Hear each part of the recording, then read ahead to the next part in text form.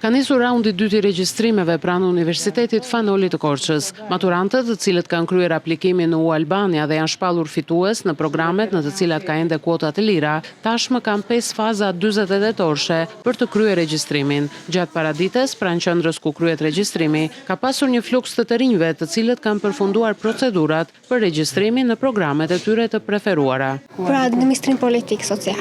Jam shumë e kënaqur që e kam zgjedhur dhe do ta vazhdoj me shumë kënaqësi.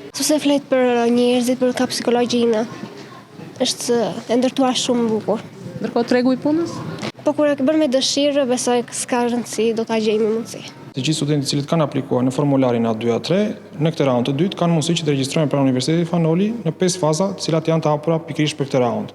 Çdo fazë zgjat 2 ditë dhe të gjithë studentët brenda 48 orëve duhet që të regjistrohen, ata që kanë programin e studimit me ngjyrë jeshile, ndërkohë që ata që kanë me ngjyrë të kuqe dhe ngjyrë portokalli duhet të presin fazat e tjera. Sigurisht do ketë një raund të tretë, është një raund i hapur, ku të gjithë studentët që nuk kanë mundur të regjistrohen në raundin e parë dhe në raundin e dytë, mund të regjistrohen direkt pranë Universitetit Fanoli duke sjellë dokumentacionin duke dorëzuar në sekretari. Pranë Universitetit Fanoli të Korçës ka ende kuota të lira në shumë programe studimi, në të cilat maturantët mund të regjistrohen për të vjuar studimet e tyre universitare në nivelin bachelor apo 2 vjeçar.